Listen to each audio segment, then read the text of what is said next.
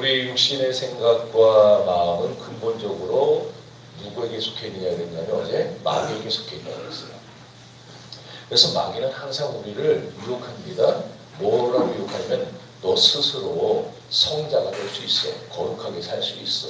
의롭게 될 수 있어. 계속 이렇게 유혹하는 거예요. 처음에 하와에게 했던 유혹도 바로 그런 맥락입니다. 네가 이걸 먹으면 너 하나님처럼 될 거야. 인간의 마음속에 있는 자기 스스로 자기 힘으로 뭔가 이루어보려고 하고 뭔가 어떤 위치에 올라가 보려고 하는 자기 힘으로 의로워지려고 하는 그 마음을 사단이 건드려버린 거예요. 그래서 율법을 행해서 의로워질 수 있다. 이거 먹으면 너 하나님처럼 될 수 있다. 유혹을 한 거죠. 근데 그거 새빨간 거짓말입니다. 오늘도 사단은 우리들을 그런 식으로 유혹을 하는데 왜 그게 새빨간 거짓말이냐? 그건 하나님도 못하시는 거기 때문에. 율법을 통해 우리를 의롭게 하고 천국 백성 되게 하는 것은 하나님도 못하세요. 하나님은 오직 뭐 하실 수 있느냐? 믿음으로 옳게 하시는 것이지 율법으로 옳게 하시는 일이 아니라는 거예요. 하나님은 공의의 하나님입니다. 만약에 율법을 통해서 우리가 의로워질 수 있고 천국에 갈 수 있었다면 예수 그리스도께서 세상에 오실 목적과 이유가 하나도 없었던 겁니다. 그러므로 언제나 성경의 가르침은 한결같습니다. 우리 스스로의 힘으로 살 수 없어요. 스스로 거룩해질 수도 없고 스스로 의로워질 수도 없습니다. 그런 시도를 하는 것조차가 하나님과 원수되려고 하는 행동이라는 걸 우리가 알아야 되는 거예요. 어제 우리가 저녁에 그 율법의 기능을 보면서 율법이 뭐와 같느냐 세 번째로 몽학 선생 같다는 걸 우리가 살펴봤었어요. 그 몽학 선생 역할. 그러니까 그리고 율법이 자체적으로 악한 거냐 그러니까 율법이 자체적으로 악한 건 아니라고 했어요. 하나님이 처음 주시는 게 우리에게 악한 거 주실 리가 없잖아요. 자녀가 떡을 달라는데 돌을 줄 구멍가 어디 있고 생선 달라는데 전갈을 줄 구멍가 어디 있습니까? 하나님 주시는 건 다 좋은 거죠. 다만 그걸 우리 인간들의 이 잘못된 마음, 잘못된 생각이 그 율법을 엉뚱하게 이용을 해버리니까 율법이 우리를 구원하는 것이 못되고 어떤 역할을 한다? 우리 죄를 깨닫게 해주는 역할을 하고 우리를 그리스도께 인도해주는 역할을 하게 된다고 그랬어요. 그래서 하나님은요 우리에게 이 율법 말고 생명의 성령의 법으로 구원받는 길을 제시해 주셨는데 그걸 위해서 우리에게 보내주신 분이 바로 예수 그리스도입니다. 생명의 성령의 법으로 구원받는 방법을 가르쳐주기 위해서 그래서 예수님은 아론의 반차를 따라오신 분이 아니에요. 아론의 반차를 따라오셨다는 율법을 따라오셨다는 말이고 예수님은 뭘 따라오셨느냐? 멜기세덱의 반차를 따라오셨어요. 멜기세덱이 창세기에 처음 나타났던 인물이죠. 아브라함에게. 이것을 히브리서에서 이렇게 해석을 합니다. 히브리서 7장 이 멜기세덱은 살렘왕 지극히 높으신 하나님의 제사장이라 여러 임금을 쫓아 죽이고 돌아온 아브라함을 만나 복을 누린 자라. 아브라함이 일제 10분의 1을 그에게 나눠주니라. 그 이름을 번역한즉 첫째 그의 왕이요 또 살렘 왕이니 또 평강의 왕이요 아비도 없고 범위도 없고 족보도 없고 시작한 날도 없고 생명의 끝도 없어 하나님 아들과 강구하여 항상 제사장으로 있느니라. 원래 멜기세덱은 누구예요? 원래는 아브라함의 롯을 부치러 갖고 올 때 그에게 찾아와서 떡과 포도주를 주었던 살렘의 왕이었어요. 아브라함이 그 멜기세덱에게 11조를 바쳤죠. 그리고 멜기세덱은 그 아브라함을 축복합니다. 창세기 14장 17절 읽어봅시다. 아브라함이 돌아온 날과 그와 함께한 왕들과 다하고 돌아올 때 소돔 왕이 사업하고 자기 곧 왕궁에 올라가 그들을 영접하였고 살렘 왕 멜기세덱이 떡과 포도주를 가지고 나왔으니 그는 지극히 높으신 하나님의 제사장이었더라. 그가 아브라함에게 축복하여 가로되 천지의 주시오 지극히 높으신 하나님이여 아브라함에게 복을 주옵소서. 너희 대적을 내 손에 바치신 지극히 높으신 하나님을 찬송하리로다 하며 아브라함이 그 얻은 것에서 10분의 1을 멜기세덱에게 주었더라. 여기서 깨닫는 11조의 교훈이 뭡니까? 율법 이전에 구원이 있었고 은혜가 있었고 축복이 있었다는 겁니다. 따라서 여러분이 축복받은 자가 맞다면 구원받은 자가 맞다면 은혜 받은 자가 맞다면 이건 당연히 하나님 앞에 드려야 되는 거예요. 그걸 아직도 고민하고 있는 게 참. 그런데 히브리서 기자는 멜기세덱을 이 아브라함에게 11조를 받았던 그 사람 멜기세덱으로 지칭하지 않고 이 멜기세덱을 의역을 했어요. 말키라는 말이에요. 말라크 왕, 세덱, 체데크 의라는 말이에요. 의의 왕. 그러니까 진정한 의의 왕, 진정한 샬롬의 왕이 누구냐? 살렘 왕이잖아요. 멜기세덱이. 그러니까 진정한 샬롬의 왕, 진정한 의의 왕은 누구냐? 하나님밖에 없다. 히브리서 기자는 그렇게 해석을 하면서 결국 이 멜기세덱은 누구를 말하느냐? 하나님을 말한다. 그리스도를 말한다. 그렇게 지금 해석을 하고 있는 거예요. 그러니까 멜기세덱을 그리스도의 모형으로 온 겁니다. 그리고 예수 그리스도는 아론의 반차를 따라 나지 않고 이 멜기세덱의 반차를 따라 나왔다. 그러니까 이것도 무슨 말이냐? 그리스도는 율법을 쫓아오신 분이 아니고 은혜를 따라오신 분이다 그 말이에요. 그러니까 우리 그리스도인들은 출발 자체부터가 율법을 쫓아 나온 사람들이 아니에요. 우리는 하나님의 은혜로 이 자리에 나왔고 하나님의 은혜로 구원받은 자들이라는 거. 이건 우리가 잊지 말아야 되는 거예요. 자, 그래서 히브리서 7장 15절 읽어봅시다. 더욱 분명하도다. 그는 육체의 상관의 계명의 법을 쫓지 아니하고 오직 무고한 생명의 능력을 쫓아 된 것이니 증거하기를 내가 영원히 너희 곁에 권차를 쏘는 천사이라 했도다. 여보세요. 예수님은요 모세 율법을 쫓지 않고 무궁한 생명의 능력을 쫓으셨다는 거예요. 율법을 따라 살지 않고 생명의 성령의 법을 따라 사셨고. 그러니까 우리 그리스도인들도 모세 율법을 따라 살 것이 아니고 자기 스스로 의로워지려고 할 것이 아니라 멜기세덱이 주는 떡과 포도주로 살아야 된다는 겁니다. 다시 말해 우리 주님이 주시는 은혜와 능력으로 살아야 된다는 것입니다. 여러분들 이와 같이 예수 그리스도의 능력으로 예수 그리스도의 은혜로 예수 그리스도의 힘으로 이 세상을 살아갈 수 있기를 바랍니다. 죄와 사망의 법으로 살지 말고 생명의 성령의 법으로 살아가는 우리 정신교회들이 되시기를 축복합니다. 그런데도 여전히 율법을 지키려 들고 성화를 이루려 들고 자기의 힘으로 뭔가를 해보려고 하는 자들은요 누구와 같느냐? 젖을 먹고 사는 아이들과 같다. 히브리서 기자 계속 말을 해요. 그런 아이들의 마음에는 주님의 마음이 없고 생명의 성령의 법이 없다고 말을 합니다. 히브리서 5장 11절. 멜기세덱에 관하여는 우리가 할 말이 많으나 너희의 듣는 것이 중요하고 해석하기 어려우니라. 내가 오늘로 너희가 마땅히 선생이 될 터인데 너희가 다시 하나님의 말씀의 축복과 무엇인지 누구에게 가르침을 받아야 할 것이나 절실하고 단단한 식물을 못 먹을 자가 되었도다. 내려 젖을 먹는 자마다 어린아이의 그의 말씀을 경험하는 무단자요 단단한 식물은 강성한 자의 것이니 저희는 지구와 의사함으로 연달마다 선악을 분별하는 자들이니라. 여러분들이 장성한 여러분들이 지금까지 이유식을 먹는다는 생각을 해봐요. 한장한 노릇 아닙니까? 부모가 많이 보고 있다면 이유식은 깐난쟁이 이빨도 안 난 애들이 먹는 것이지. 그냥 오늘 우리가 여기 보면은 뭐라 그래요? 너희가 때가 오래므로 마땅히 선생이 될 터인데 교회 나와서 신앙생활 하다가 때가 지나면 직분도 받고 교사도 하고 성가대도 하고 봉사도 하고 하는데 여전히 그 속에 그 신앙은 젖이나 먹는 그런 유치한 어린아이의 신앙에 머물러 있는 사람들이 있을 수 있다는 겁니다. 우리 교회가 이 마지막 때에 어린아이 같지 않고 단단한 식물을 먹을 수 있는 강력한 은혜를 받은 하나님의 사람들이 될 수 있기를 바랍니다. 그러니까 우리가 점점 좀 자라나야 되는 거예요. 점점 좀 깊어져야 되는 거예요. 예전에는 율법으로 살았을 수 있어요. 예전에는 자기의 의로움을 위해서 살았을 수 있어요. 예전에는 자기가 뭘 해서 거룩해지려고 할 수도 있어요. 그러나 그런 때는 한때고 그런 때는 이제 지나야 되는 거예요. 지나야 돼요.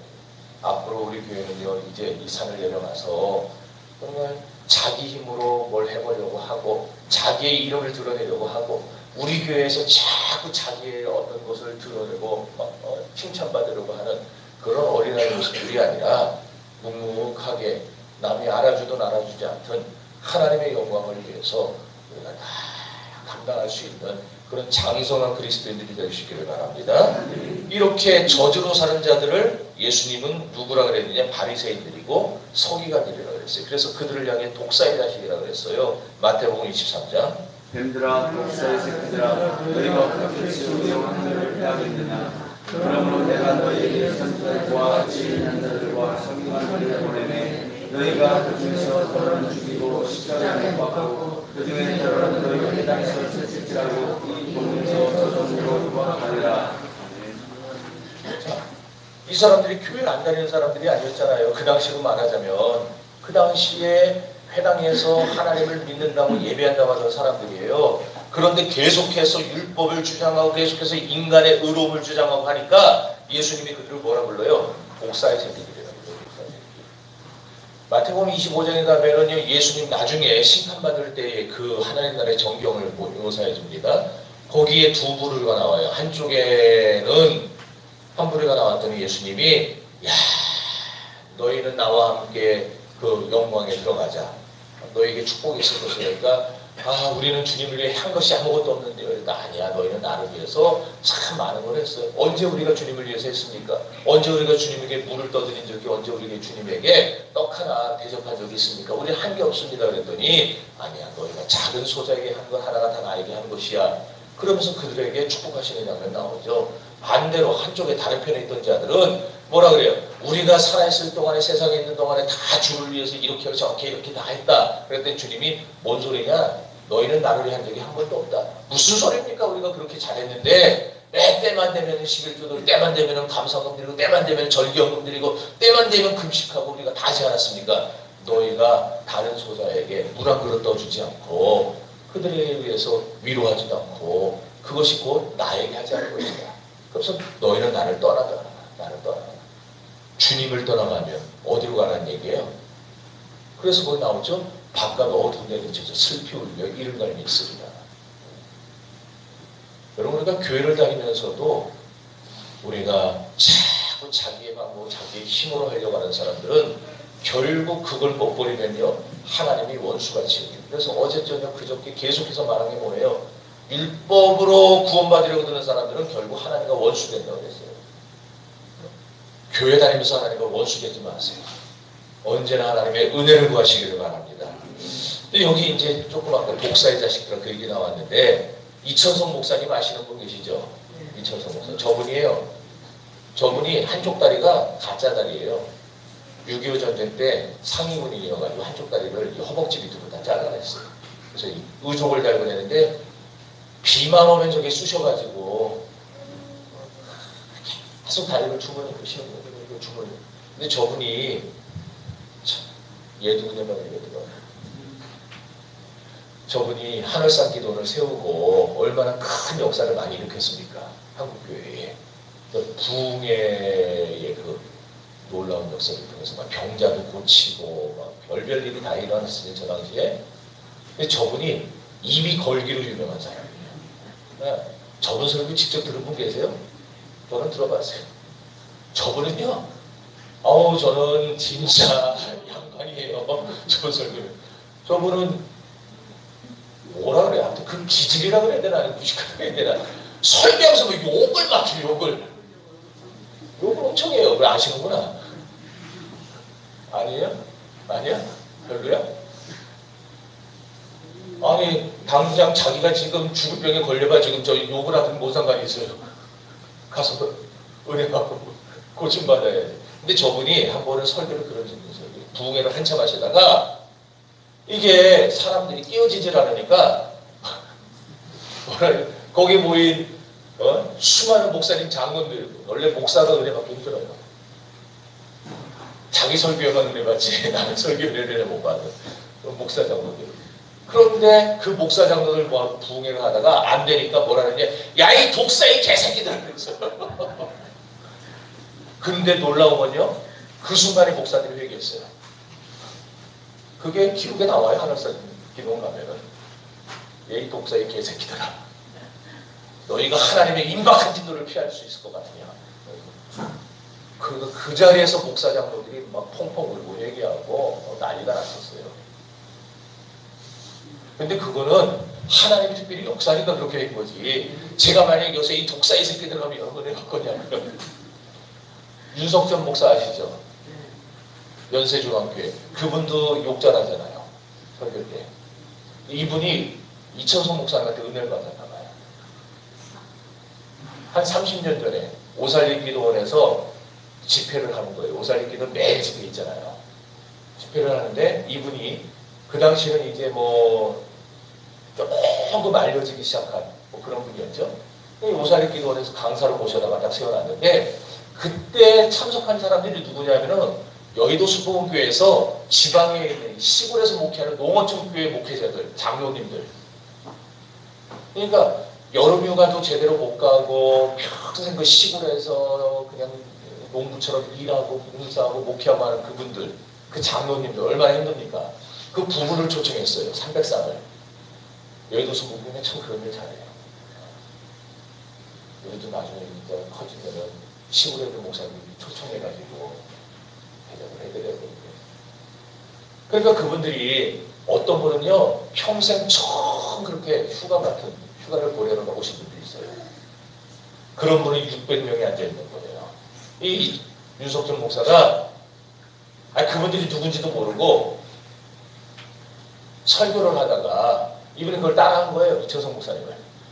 야, 이 독사 이 새끼들아! 그랬어요. 근데 역효과가 났어요.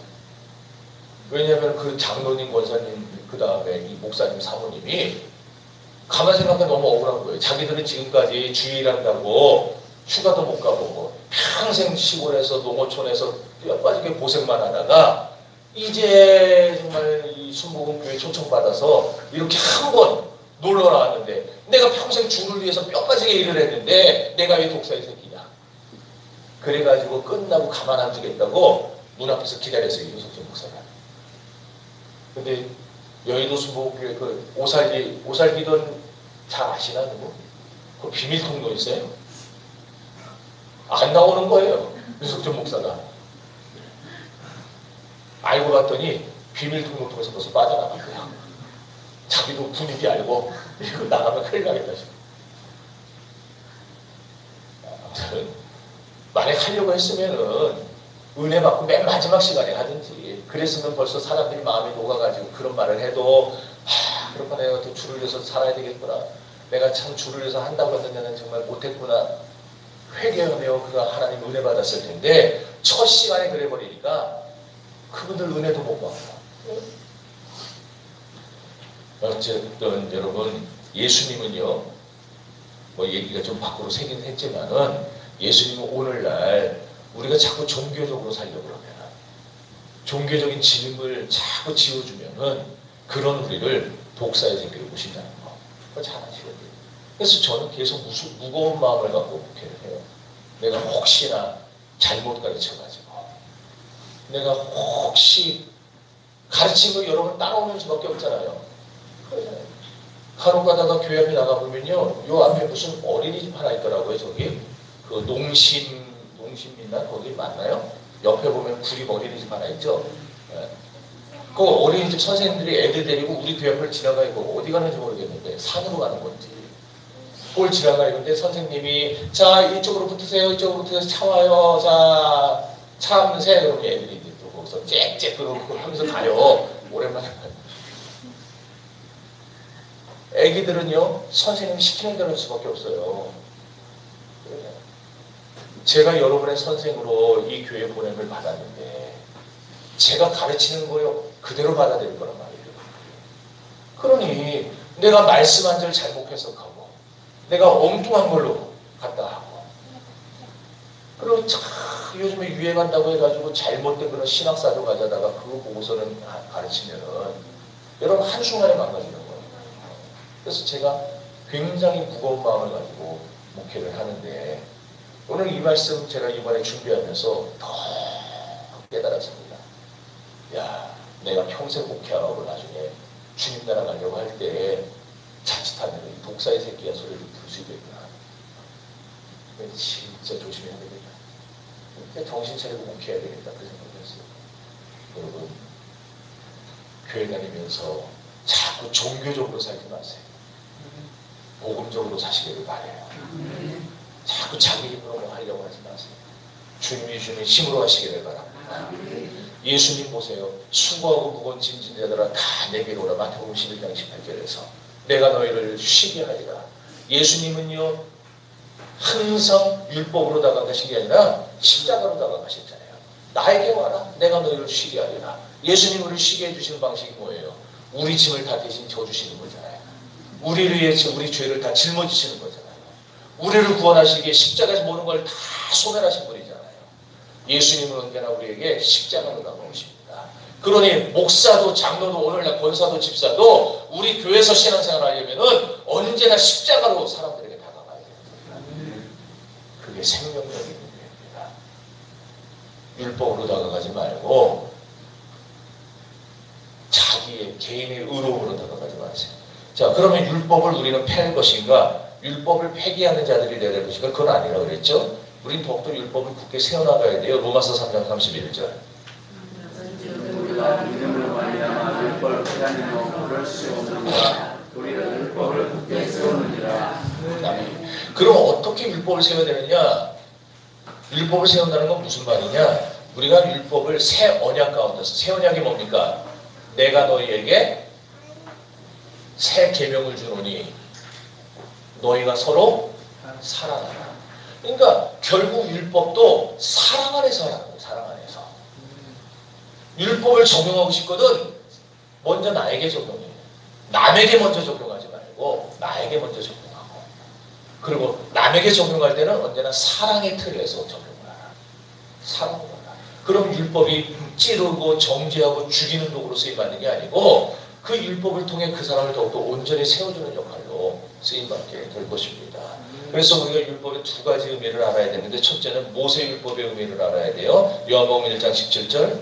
율법은 모세로 말미암아 주신 것이요 은혜와 진리는 예수 그리스도로 말미암아 온 것입니다. 아멘. 여러분, 율법은요, 어제 계속 뭐라 그랬어요? 의문에 불과하고 율법으로는 사람을 살리지 못한다고 했습니다. 의롭게 하지 못한다고 했어요. 오히려 율법 안에 사는 자들은 저주 아래 놓이게 된다고 했습니다. 고린도전서 3장 6절. 만족하셨으니 의문으로 하지 아니하고 의로움으로 하면 의문을 죽이는 것이요 살리는 것이요. 갈라디아 2장 16절. 사람이 의롭게 되는 것은 율법의 행위에서 난 것이 아니라 오직 예수 그리스도를 믿음으로 하는 줄 알고, 우리도 그리스도 예수를 믿나니 이는 우리가 율법의 행위에서 아니고 그리스도를 믿음으로써 의롭다 함을 아니라 율법의 행위에서 의롭다 함을 육체가 없느니라. 갈라디아 3장 10절. 무릇 율법의 행위에 속한 자들은 저주하는 자들이니 기록된 바 누구든지 율법책에 기록된 대로 온갖 일을 항상 해야 되는 저주하는 자가 하였습니다. 이렇게 율법의 첫 번째 의미는 모세율법인데, 모세율법은 결국 그대로 하면은 우리를 죽이는 것밖에 안 돼요. 그런데 율법의 두 번째 요소, 그리스도의 율법이 있어요. 그리스도의 율법. 자, 에베소서 2장 15절. 원수된 것, 곧 의문에 속한 계명의 율법을 자기 자기 안에서 한 사람을 지어 가운데 하시고. 그럼 그리스도의 율법이 뭐냐? 새로운 언약 가운데서 율법의 본질적 삶을 사는 거예요. 아까도 얘기했지만 그리스도의 사랑 위에 그걸 기초해서 거기다 건축해 나가는 겁니다. 그리스도의 사랑 위에서 우리가 율법을 행할 때에 그 율법이 완전해지게 되고 생명의 성령의 법으로 연결되어지는 거예요. 율법의 본질은 뭐라 그랬어요 어제? 그래서 어제 율법의 본질을 얘기한 거예요. 뭐였어요? 하나님 사랑하고 이웃 사랑하는 거. 그러니까 예수님의 세 계명과 율법의 본질이 맞아요, 틀려요? 서로 맞아요. 그러니까 하나님 처음 주실 때 율법은 선하고 좋은 것이었어요. 하나님 사랑, 이웃 사랑. 근데 이것을 사람들이 변질시켜서 사랑이 아니라 정죄하고 찌르는 걸로 사용했었죠.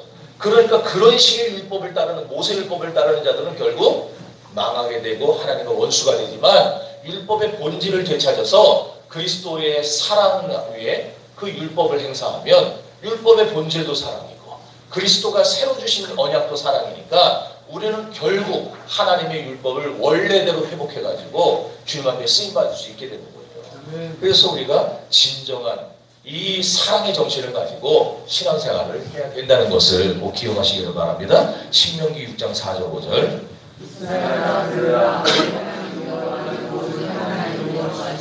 너는 마음을 다하고 성품을 다하고 힘을 다하여 내 하나님 여호와를 사랑하라. 마태복음 22장 35절.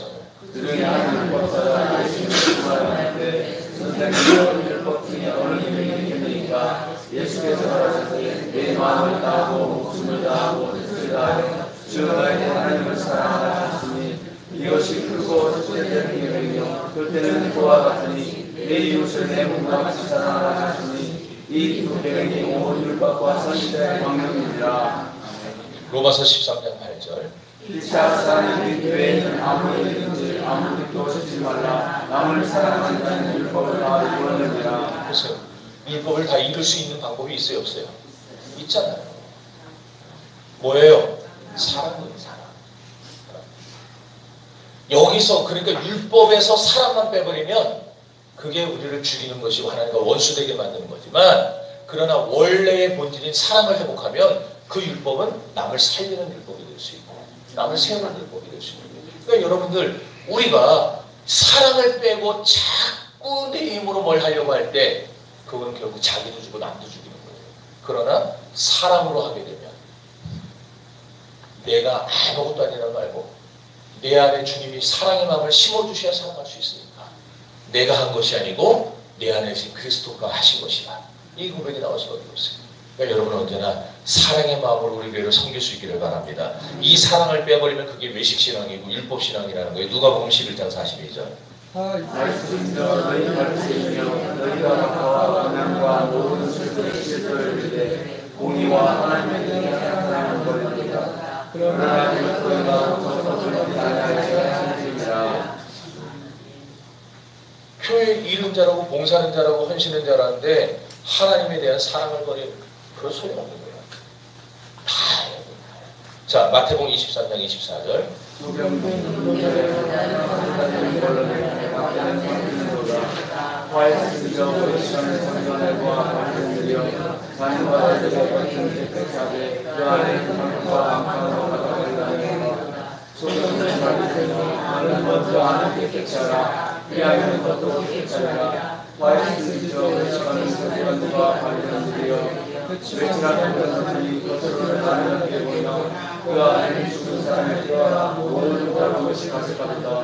이와 같이 저희로부터 그런 사람에게 보이되 아는 외식과 불법이 가득하도다. 저는 식당에 가서 식사를 할 때 반찬이 나오잖아요. 근데 어떤 식당은요, 반찬 그릇에 전에 설거지 제대로 안 한 자국이 남아있는 그런 그릇들이 있어요. 뭐가 묻어있는. 여러분은 그냥 드십니까? 저는 그거 불러가지고 다시 바꿔오게 해요. 물그릇에도 고춧가루가 묻어있으면 물그릇 바꿔오라고 해요. 예전에 제가 교육전도사 때 그 목사님과 함께 우리 그 교회는요, 한 달에 한 번 기도원을 가는 거예요. 주일 오후 예배를. 주일 오전 예배 드리고 전교인 데리고 기도원을 갑니다. 그것도 괜찮은 것 같아요. 한번 해보는 것도. 근데 기도원이 어디냐? 평창이에요. 교회는 잠실인데. 그러니까 주일 오전 예배 딱 마치고 전교인을 딱 뭐 버스 대절해 주는 것들 다 자기 차 갖고 가야 됩니다. 뭐 잠실 사는 사람들이니까 차 갖고 평창까지 가면 3시간 15분인가 20분 걸려요. 쫙 영동고속으로 타고 가요. 저기 바로 잠실에서 어디에 중부고속 타고 이제 빠져나가는 거겠죠. 호목으로 가가지고. 도착하면은요, 한 오후 2, 3시 돼요. 그러면 이제 그때부터 집회를 하는 거예요. 그럼 한 2, 3시간 집회하고 다시 차 타고 내려옵니다. 한 달에 한 번씩 그걸 하는 거예요. 근데 그분 모시고 가다가 이제 다 집회 마치고 내려오는 길이었어요. 휴게소에 들려서 이제 저녁 시간이니까. 자, 휴게소에서 음식이 나왔어요. 먹으려고 그러는데 파리가 거기 앉은 거예요. 파리가 앉았어요. 여러분 그냥 드실 거예요? 누가 할 거예요? 안 먹어요? 그냥 안 먹어버려요? 파리가 앉은 거 먹어요. 제가 막 그 다음에 계속 파리가 앉으려고 그러니까 계속 이랬어요. 아, 파리 앉으면 그거 어떻게 먹어요? 병원균이 오는데. 근데 그분이 저한테 그러는 거예요. 그 목사님이 파리가 먹어봐야 얼마나 먹는다고 그 지랄이냐고. 그분도 욕을 잘했어요. 파리가 먹어봐야 얼마나 먹는다 그 지랄이냐고. 유별나다고. 아, 파리가 많이 먹어서 그러네. 걔가 아까워서. 걔가 앉으면은 그 파리 발바닥에 있는 병영분이 저한테 들으면 제가 병 걸리니까 그러는 거 아니에요. 그 목사님 병 걸리지 말라고. 여러분, 우리가 겉은 깨끗한데 속은 들어온 사람들, 그게 바로 그런 것들이에요.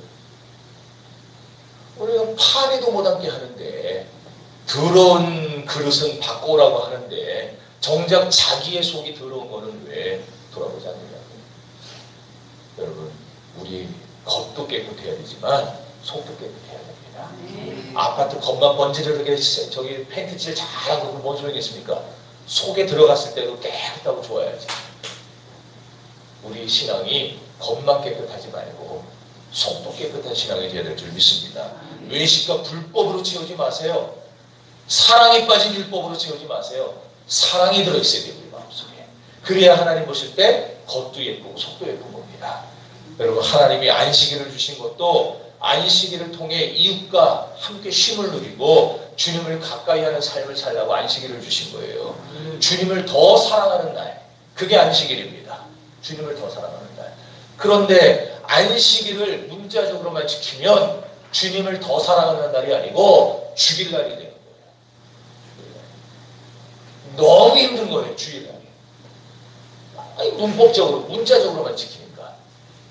여러분, 하나님을 사랑하고 이웃을 사랑하는 안식일이 되어야 되는데, 의문에 묶이고 이 문자에 묶이는 안식일이 돼버리면 그 안식일이, 이 주일이 나를 즐겁게 하고 기쁘게 하고 나를 살려주는 날이 안 되고, 주일이 돌아오는 게 무서워져요. 벌써 주일이냐? 뭐 이렇게 시간이 빨리 가냐? 다 모든 것이 다 똑같습니다. 우리 신앙생활에. 주님 성수도 그렇고 11조도 그렇고 주님 앞에 봉사하는 것도 그렇고 모든 것들이 다 하나님을 사랑해서 해야 됩니다. 우리 이장로님 토요일만 되면 와가지고 식당 청소하고 화장실 청소하고 그러시는데 기왕이면 2층 그 방도 좀 청소해 주세요. 그게 제가 얼마 전에 저는 슬리퍼 신잖아요. 그래서 잘 몰랐는데 슬리퍼를 안 신고 잠깐 뭘 좀 끓여오려고 양말 신고 쑥 들어갔다 나왔거든요. 이제 신발을 신려고 하는데 발바닥이 와! 내가 그래서 알았어요. 아, 여기가 깨끗해 보이는데 되게 더러운 데구나. 그래서 그날 저하고 우리 집사람하고 청소했어요. 거기에. 방들 다 청소했어요. 네. 너무 더러웠어요. 근데 또 지나면 또 더러워질 거 아니에요. 그러니까 힘들더라도 혹시 한 번씩 거기로 누가 표현을 해주면 좋을 것 같아요. 자, 넘어갑시다. 아무도 아멘을 안 하는 거니까 안 하려고 그러는 것 같아요. 자, 어쨌든 모든 것 다 주님 앞에 하는 것들이 사랑을 빼버리면 그게 그때부터 짐이 되는 거예요. 그런데 사랑으로 하면은 짐이 아니에요. 자기 자식에게 해주는 거. 우리 박 권사님 아들님 둘 뭐 다 장성해서 가정을 이루고 뭐 이미 뭐 둘 다 잘 사니까 적이 없겠지만 자식에게 주는 거 아깝습니까? 안 아깝죠? 네. 저한테 주는 거 아깝죠? 안 아까워요? 우리 권사님 나도 자식까지 생각해서 그렇게 자식한테 주는 건 안 아까워요. 왜 그러냐면 사랑하니까 그런 거예요. 안 사랑하면은요 그거 아깝습니다. 남에게 주려고 그러는 거야. 우리도 사랑으로 하면 내 옆에 있는 사람 한 번씩 보세요. 앉아있는 사람. 여기 저기 들어오니 사랑으로 보면은 주는 게 안 아까워요.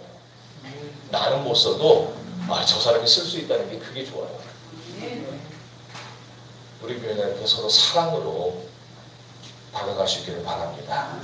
그래서 그리스도의 율법, 자 모세 율법이 있었고 그리스도의 율법이 있는데 그리스도의 율법의 핵심이 뭐예요? 사랑이라고 그랬죠? 자 그래서 이 그리스도의 율법이 첫 번째가 사랑의 계명의 속성이 있는 거예요. 마태복음 22장 37절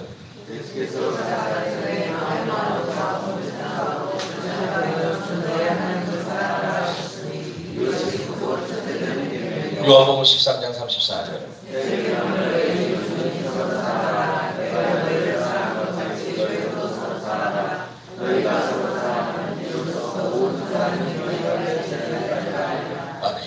사랑의 계명이에요.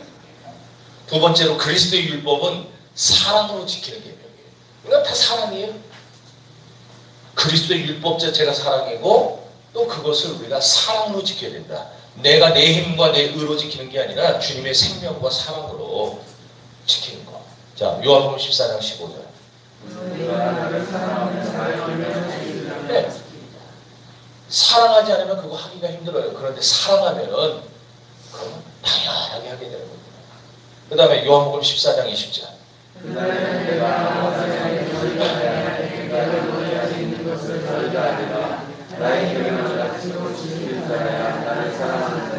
나를 사랑하는 내 아버지께 사랑을 받을 것이고 나도 너를 사랑하여 그들이 나를 나타내리라. 그러니까 말로만 하나님 사랑한다 그러지 마세요. 우리가 하나님을 사랑한다고 할 때 진짜 자기 전인격으로 내가 진짜 주님을 사랑하고 있는가, 내가 주를 위해서 어디까지 낮아질 각오가 되어 있는가, 그 마음으로 주님을 사랑하는 마음으로 우리가 계명을 행해야 되는 거예요. 사랑하는 사람은 계명을 행하게 되어 있어요. 그런데 사랑을 빼고 계명을 하니까 크게 자기도 올무가 되고 남도 실족하게 만들고 결국 자기도 구원 못하고 다른 사람도 구덩이에 빠지게 만들고, 그러니까 하나님과 원수가 되어버리는 거죠. 율법 자체는 완전하다 그랬어요. 선하다 그랬어요. 그러니까 여기에 사랑으로 하는 것만 가미하면 되는 거예요. 세 번째, 그리스도의 율법은 자유케 하는 율법입니다. 원래 율법은 사람을 옴짝달싹 못하게 해요. 유대인들은요, 지금도 그 율법에 매여가지고, 허춘아 집사님이 지난번에 잠깐 그 한 달 갔다 왔을 때 그러더라고요.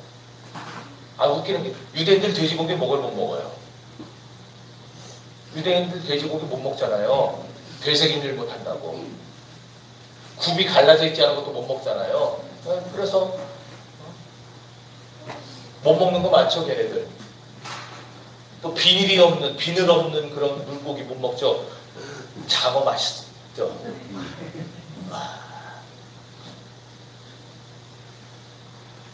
그런데 걔네들은 그거 못 먹어요. 비늘 없다고. 근데 얼마나 웃긴지 아세요?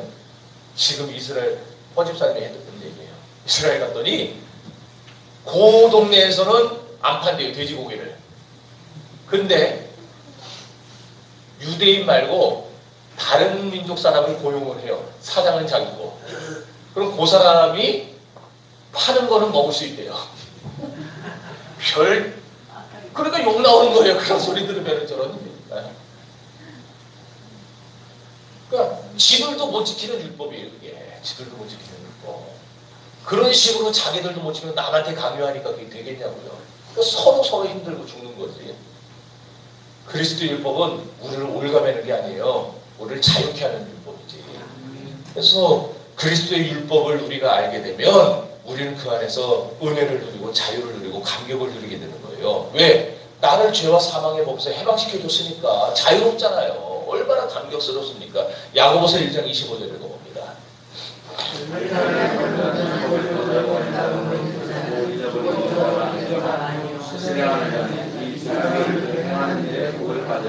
요한복음 8장 31절. 너희가 내 말을 받으면 내 죄가 진리를 알지 진리가 너희를 자유케 하리라. 고린도서 3장 17절. 주는 영이시니 내 영이 주는 발감이니라. 계속해서 율법이 뭐예요? 자유케 하는 율법, 자유케 하는 율법. 그러니까 잘 이해를 하세요. 율법은 우리를 자유케 해야 되는데 자꾸 어떤 사람이 율법적이 돼가는데 그 사람이 나를 자유케 해주는 게 아니라 나를 올가매요. 힘들게 만들어요. 그 사람과 있으면 답답해요. 그럼 왜 그래요? 율법을 지키는 건 좋은데 사랑이 빠져서 사랑으로 율법을 행할 때에 그것이 우리를 자유케 해주는 거예요. 믿습니까? 그래서 이 세상은 속박이냐 자유냐 둘로 나뉘어요. 중간지대는 없습니다. 그런데 이 자유도 세상적인 자유가 있고 성경이 말하는 자유가 있어요. 세상적인 자유는요, self-determination의 성격이 강해요. 이게 뭐냐면은 일종의 방종이에요. 남에게 간섭 안 받고 내 맘대로 살 거야 하는 거. 요렇게 강해요. 근데 성경은 이런 자유를 나는 간섭 안 받고 내 맘대로 살 거야. 우리 자녀들도 그러지 않아요? 가끔가다가 아 제발 잔소리 좀 하지 마. 내가 알아서 할게. 이게 이제 self-determination. 내가 알아서 할게. 그걸 뭐라고 성경은 규정하느냐? 사탄의 속임수라고 규정합니다. 내가 알아서 할게. 내가 알아서 할 수 있는 게 없어요. 왜냐하면 내 의지가 망가져 버렸기 때문에 내가 알아서 할 수 있는 방법이 없어요. 그런 자유는 존재하지 않아요. 결국 그 속임수는 우리를 지옥으로 끌고 들어가는 겁니다. 예를 들어서 마약을 할 자유가 있어요. 누구나 마약할 자유는 있겠죠. 우리 자유민주주의 국가니까. 그런데 막상 마약을 해보세요. 난잡하게 살 자유가 있어요. 그래서 난잡하게 살아보세요. 찰리 쉰이라고 하는 미국의 영화배우. 그 사람이 지가 에이즈가 걸렸는데 지가 그 사실을 알면서도 1000명이 넘는 여자와 성관계를 맺었어요. 천주교 놈이죠. 그런 자유. 걔는 그 자유를 진짜 그걸로 누렸는데 그게 진짜 자유예요? 그럼 방종이죠. 절제해야 되는데 절제하지 않고 멸망으로 이끌어간 거예요. 결국 마약을 하게 되면 난잡하게 살게 되면 그 인생이 올바로 서질 못합니다. 망가지게 되는 것이지. 그래서 우리는 세상이 말하는 세상적 자유가 아닌 그리스도 안에서의 자유를 누려야 되는데 그리스도 안에서 말하는 자유는 뭐냐? 하나님 안에서 살아가는 종입니다. 하나님 안에서. 아니 종이 무슨 자유가 있습니까? 아니 하나님 안에서 우리가 서번트로서 하인으로서 주님의 청지기로서 살아가면 주님은 우리에게 모든 걸 다 허용하세요. 하나님의 말씀에만 순종하면 하나님 우리에게 모든 걸 다 할 수 있는 자유와 권세를 주시는 거예요. 얼마나 좋습니까? 사단은 우리에게 자유를 주는 것 같지만 그 자유를 육체의 기회와 방종으로 삼게 해서 우리를 멸망에 빠지게 해요. 그러나 하나님은 우리를 사탄의 죄와 지배에서 벗어나서 생명의 성령의 법으로 이끌어 기쁨과 즐거움을 풍성함을 누리게 하는 겁니다. 이게 성경이 말하는 참 자유예요. 그래서 세상적 자유를 추구하는 자들, 방종을 추구하는 자들은 사탄의 종이 되는 것이고 성경이 말하는 자유를 추구하는 자들은 하나님의 종이 되는데 어떨 때 보면 하나님의 종이 되는 건 답답하게 느껴집니다. 따분하게 느껴집니다. 그러나 그것이 은혜의 사슬에 묶이는 것이고 하나님께 더 가까이 나가는 살길이 되는 거예요. 그 안에 진짜 기쁨이 있습니다. 오늘 저와 여러분이 우리 정신교회가 그 진정한 기쁨의 맛을 알게 되기를 바랍니다. 갈라디아 5장 13절 그러나 그 자유의 육체의 길을 삼지 말고 오직 사랑으로 서로 종을 따라. 종말에는 그러니까 마지막 날에는 여러분 우리가 얼마나 생명의 성령의 법으로 살았느냐 하나님을 얼마나 왕으로 모시고 살았느냐 얼마나 우리가 그리스도의 왕국 천국을 우리 안에 이루고 그리고 하나님의 성전을 이루며 살았느냐 여러분은 하나님의 성전이에요. 다 여러분들이 모여서 교회가 되는 거예요. 여러분 한 사람 한 사람이 다 하나님의 성령이 거하시는 전입니다. 그러니 그 몸 가지고 자기의 자유라 그래서 방종하고 간섭하지 마 내 맘대로 살 거야 그러면 안 되는 거예요. 여러분 안에 성령이 계시니까. 그러니까 우리가 그리스도께 순종하고 그 안에서 주님을 사랑하는 마음으로 봉사하며 섬기는 하나님의 사람들이 될 수 있기를 바랍니다. 자, 그럼 어떻게 하는 게 생명의 성령의 법으로 사는 거냐? 이것만 하고 이제 마칩시다. 첫째는 십자가를 경험해야 돼요. 십자가를 경험하는 것이 생명의 성령의 법으로 사는 거예요. 그리고 십자가를 경험하는 게 뭐냐? 로마서 6장의 말씀 보면 예수 그리스도와 함께 옛사람이 죽었다는 걸 깨닫는 겁니다. 여러분의 옛 속성, 여러분의 옛 자유, 여러분의 옛 그런 관습 이 모든 게 다 십자가에 못 박아서 죽었다는 걸 깨달아야 됩니다. 로마서 6장 1절 그런즉 우리가 무슨 말하려 은혜를 더하게 하려고 죄에 가야겠느냐 그럴 수 없느니라 죄에 대하여 죽은 우리가 어찌 그 가운데서 살리요. 로마서 6장 11절 이와 같이 너희도 너희 자신의 죄에 대하여 죽은 자의 그리스도 예수 안에서 하나님에 대하여 산 자로 되겠지요. 갈라디아 2장 20절 내가 그리스도 함께 십자가에 못 박혔나니 그런즉 이제는 내가 산 것이 아니라 오직 내 안에 그리스도께서 사신 것이다. 이제 내가 육체 가운데 사는 것은 나를 사랑하사 나를 위하여 자기 몸을 버리신 하나님의 아들을 믿는 믿음 안에 사는 것이라. 여러분 이제 우리는요 율법으로 죄에 대해서 죽은 자들이 되어야 됩니다. 죽은 자들이 되어야 돼요. 그러기 위해서 그리스도를 주인으로 모시고 왕으로 모셔야 되는 거예요. 내 안에 거룩한 자아교환 사건이 일어나야 됩니다. 나는 죽고 그리스도가 살아나야 됩니다. 그래서 내 인생의 주인으로 주님을 모시고 언제나 주님께 물어봐야 되는 거예요. 하나님, 내가 이 사업을 해야 되겠습니까? 하나님, 내가 이 사람과 결혼해야 되겠습니까? 하나님, 내가 이 학교를 가야 되겠습니까? 하나님, 내가 유학을 가야 되겠습니까? 하나님, 내가 이 워킹 홀리데이 해야 되겠습니까? 하나님, 내가 가려면 어느 곳으로 가야 되겠습니까? 사사기 초반에 온니엘과 그 갈렙과 백성들 유다 지파들이 그랬잖아요. 하나님, 우리가 헤브론으로 올라가야 될까요? 하나님이 올라가라. 그럼 누가 먼저 올라가야 될까요? 유다 지파가 먼저 올라가라. 매사에 하나님께 물어보는 신앙이 돼요. 그게 하나님을 왕으로 모시는 신앙이고 하나님의 주되심을 인정하는 신앙이에요. 주님이 우리의 주가 되셔야지 우리가 내 인생의 주가 돼서 하나님을 우리의 종처럼 부려먹어서 안 되는 거예요. 하나님, 내가 아픈데 이것 좀 고쳐주세요. 하나님, 내가 여기 지금 부족한데 이것 좀 해결해 주세요. 하나님을 종처럼 부려먹지 마시고 여러분이 종이 되어서 하나님, 내가 지금 아픈데 이것이 하나님의 뜻입니까? 만약 하나님의 뜻이 아니시라면은 나를 건강하게 하셔서 주일에 더 힘쓰게 해달라고 하나님의 주되심을 인정하는 신앙으로 나가야지 우리가 자기가 자기의 주인 되어서 살아서는 안 된다는 거예요.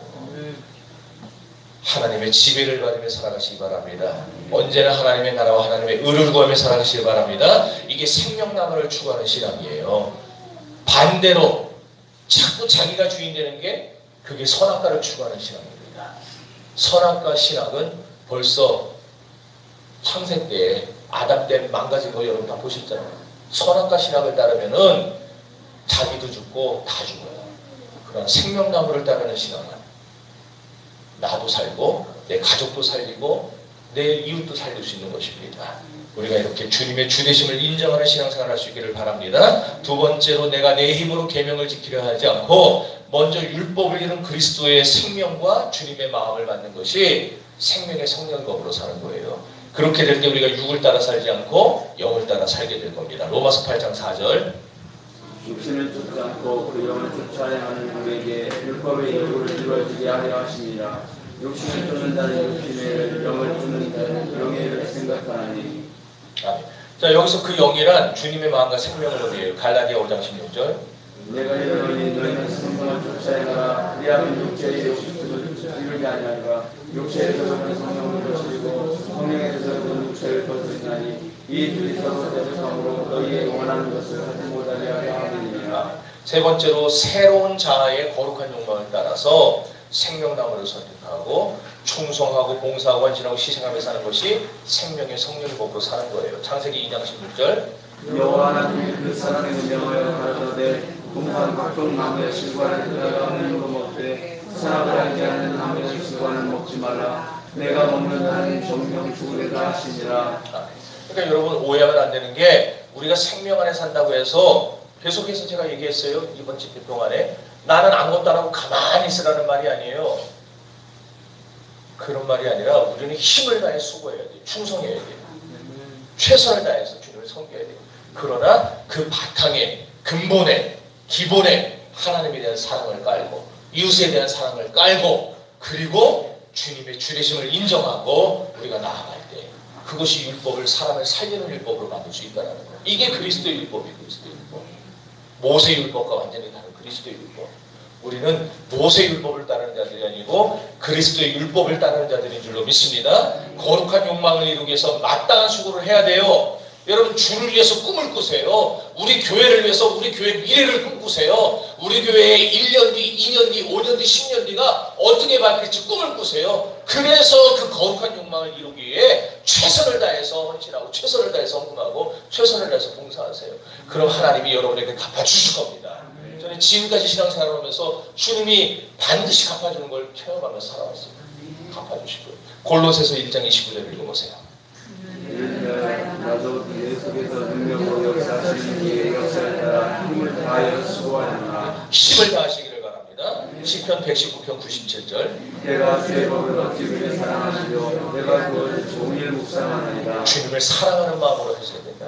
자, 마지막으로 새 마음을 지키려고 기도하는 것이 생명의 성령법으로 사는 거예요. 에베소서 6장 18절.